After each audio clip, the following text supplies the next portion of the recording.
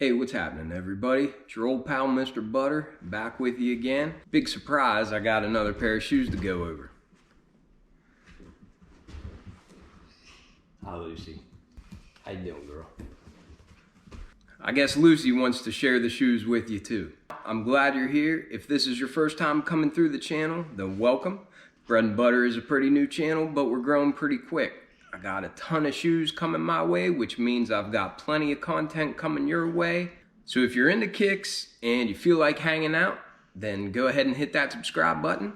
And if you enjoy this video, then please hit that like button. That'll help this video get seen by more people, which will help the channel grow even faster.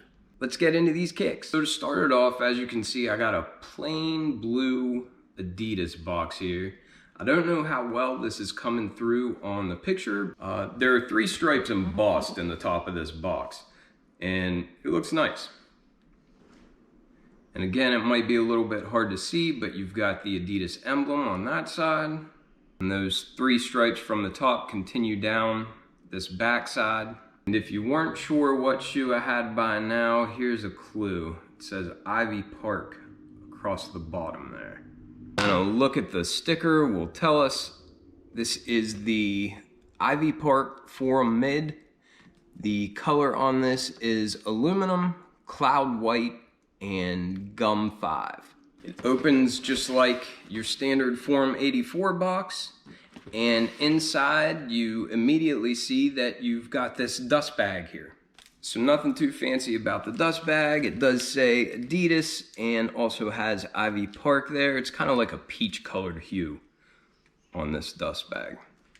Then inside you can see we've got the shoes, and they are wrapped in paper within that dust bag. Okay, so here we have it. The Ivy Park Forum 84 Mid. This was from the most recent collaboration between Ivy Park and Adidas. And obviously, Ivy Park is Beyonce's brand. If you're familiar with the channel, you know that I love Forum 84s, and I've been really impressed with the quality. So I wanted to give these a look. My first impression is just, it is a good looking shoe. I really like the colors that they used.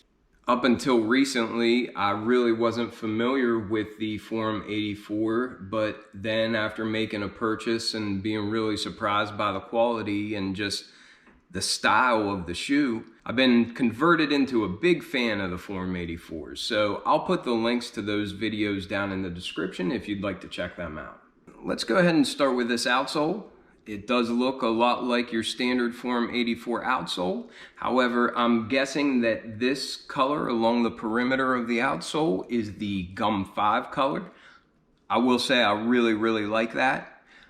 This classic suction cup circle up here is also the gum color. Instead of many times you'll see it red or just a different color to make it stand out. But I think it's pretty cool looking that they just kept it that gum color.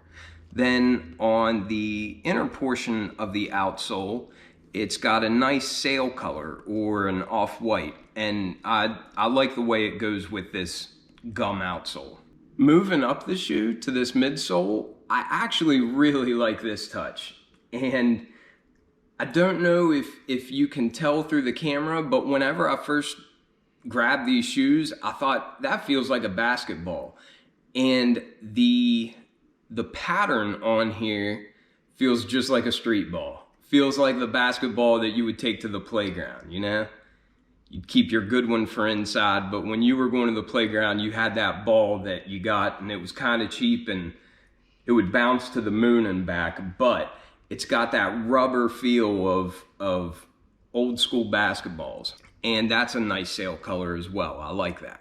You've got a nice heel counter back here, and it matches the rest of the shoe quite well. I can't skip over this Dillinger webbing. It just matches the colors perfectly, and I really like the way it came out. But then coming up here to the mud guard and the toe box, you've got a really nice short-haired suede here. And I love the color. I'm a huge fan of earth tones, and it just came out really nice. It matches the midsole quite well, and also this heel counter. And I like the way the shoe looks.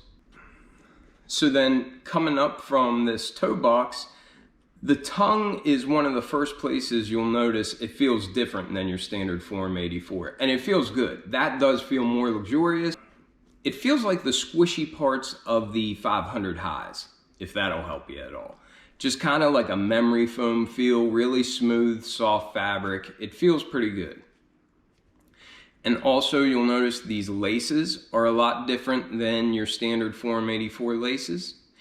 And coming up these eye stays and also in the side panels, you've got a couple different hues of off-white and cream, but it's a very good feeling soft leather. On this pair of shoes, it looks like Ivy Park and Adidas decided to go with a patent leather stripe. I personally prefer the really hairy suede, but there's nothing wrong with this. That's kind of a white or an eggshell color, and again, just goes perfectly with the rest of the shoe. This little portion here, this is some really, really nice feeling leather, as we've been getting on all the Form 84s. And then that carries through to the Velcro strap here that goes around the front. You'll see that's got some Ivy Park branding on it, and the tongue does as well. And I have to say, the inside of this tongue, it feels way more comfortable than a standard Form 84. So I like that. I think that's cool. And there's also some hits of this cream colored patent leather up here, and it just really helps to blend the shoe together. Also with this release, they gave us this tag. It's got 3 stripes on one side, and then the words Ivy Park on the other side. The sock liner is kind of like a terry cloth feeling material, and it's really nice. I think it would be really, really comfortable. The retail price on these is around $150, which that doesn't seem excessive. However, this is my only critique of the shoe. If this costs $150, I would expect to have much higher quality than this shoe, which costs $110. This is the Orbit Gray Form 84 High. So my question is it the branding that we're paying for?